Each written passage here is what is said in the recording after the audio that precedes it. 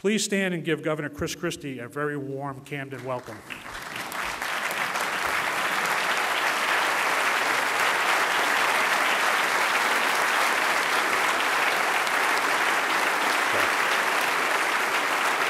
Thank you. Thank you very much. I want to thank John for the introduction.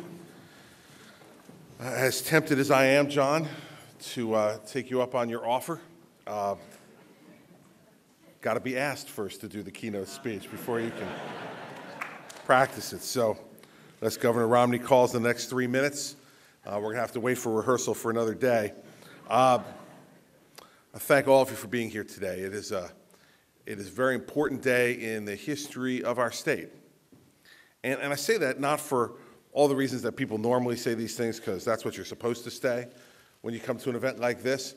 But, you know, I call back on my experience as U.S. Attorney to tell you why I say that. Had lots of different defense attorneys who would come in and pitch things to you when you're U.S. Attorney on behalf of your client and their clients. And oftentimes, the stuff they were saying to you had absolutely no familiarity with the truth. But they were just trying to help their client out, you know? And so I had one particular defense attorney who used to do this on a regular basis, and he was making a pitch to me one day, and he said to me, Chris, no, listen, you got to listen to this part, because this actually has the extra added benefit of being true. I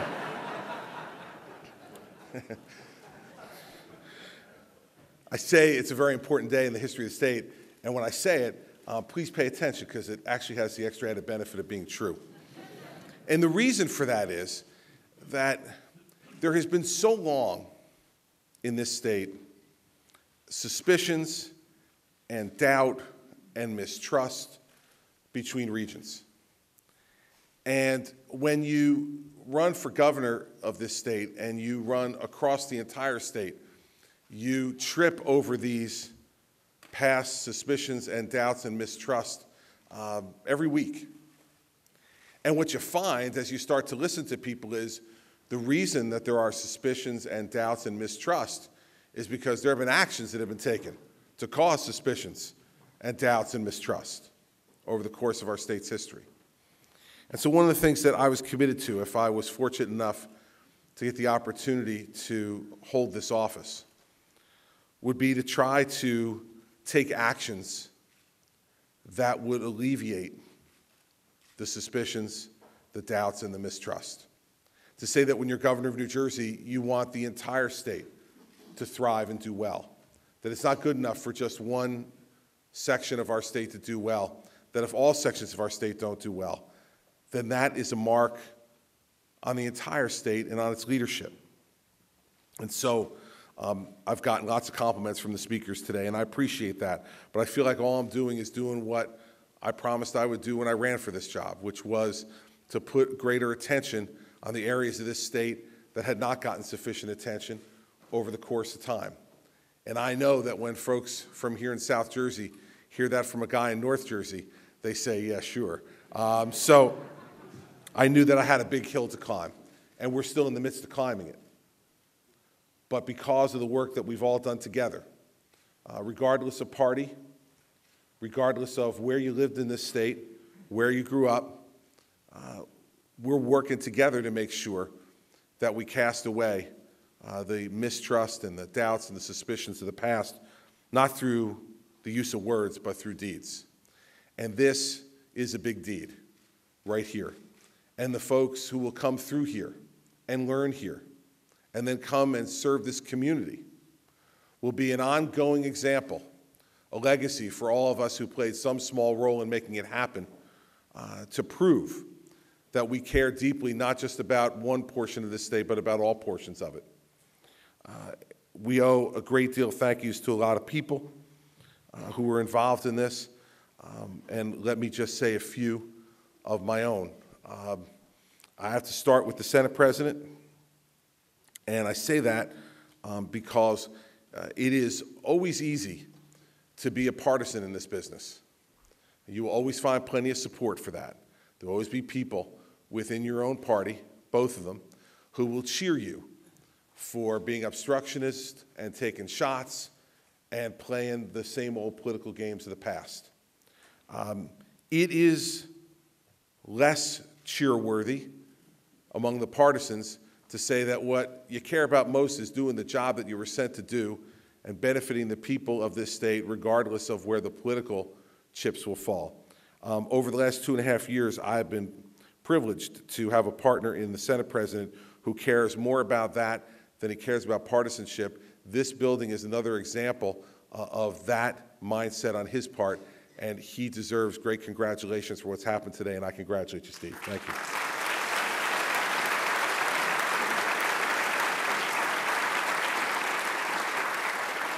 Same goes for so many other members of the legislature who are willing to stand up on both the Republican and Democratic sides of the aisle to do that. No one spoke louder than Senator Norcross, who cares deeply about this city and about the people he represents. And while he may not share some of the same enthusiasm outwardly that the Senate President and I do in interacting with each other, do not take Senator Norcross any less seriously. He is a person who cares deeply about the issues that affect this city, and this opening of this medical school today is a tribute to his leadership in both big and small ways, and I congratulate Senator Norcross and thank you for your leadership.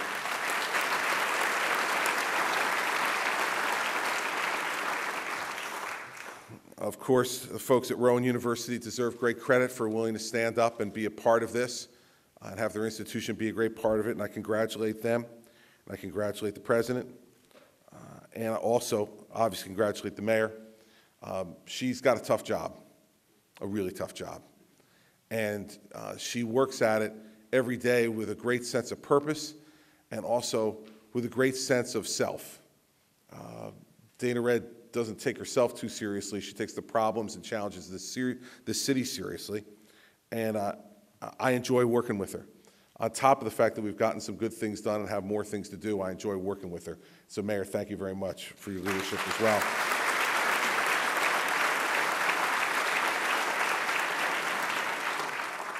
You know, every dollar spent on education like this spurs another $3 in economic activity in our state. It is an investment in our state's economic future. It is an investment in our children's and our grandchildren's future. And so, yeah, even though we had some very difficult budgets when I came to town, we did make this a priority in our budgets, not just because it was the right thing to do for this region, but because it was the right thing to do for the state's economic future as well. And so investing as the state has in this project and will continue to invest in higher education in every region of the state is because it's not only smart for our children's future who want to be educated here, it's smart for the economic future of our state if we want to continue to grow jobs and to put people to work and to have people want to come to New Jersey because of great opportunity.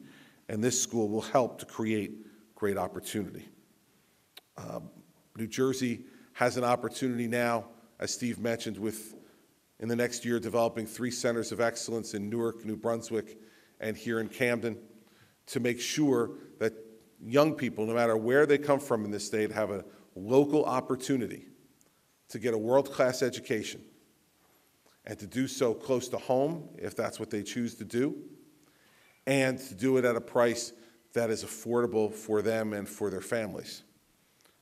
That's part of our job, and this building is an example of another way we're going to make that opportunity available to folks who want to serve this community and our state as physicians.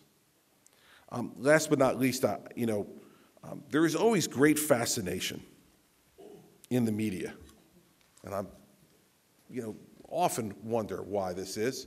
There's a great fascination in the media about my relationship with George Norcross III. Folks somehow believe that how could a strong-willed, as he put it, Republican governor have a great relationship with the leader of the Democratic Party in the southern part of the state. And I say to folks all the time that I am unabashed about the fact that I have a good relationship with George and that we work hard together to try to make the state a better place. And today is a day where he deserves the lion's share of the credit. because without his persistence, without his commitment to this, it simply wouldn't have happened. No matter what else you hear from anybody else who stands behind this podium, it would not have happened without George. And so now some will run away and write stories about, geez, you know, why was Christie saying this stuff today about Norcross? Let him write about it. You know, the way I view it is, from my perspective, anytime my name is in the newspaper, it ain't all that bad. And I know whenever I mention Norcross's name, I'm going to be in the newspaper. So, but the fact is that, as you heard today, this was a dream of George's father, and the son executed the plan of the father. And any of us who have children, who we have dreams for, and then those children begin to execute on those dreams, not only their own, but maybe some of ours that were left over, that we didn't quite have enough time to achieve.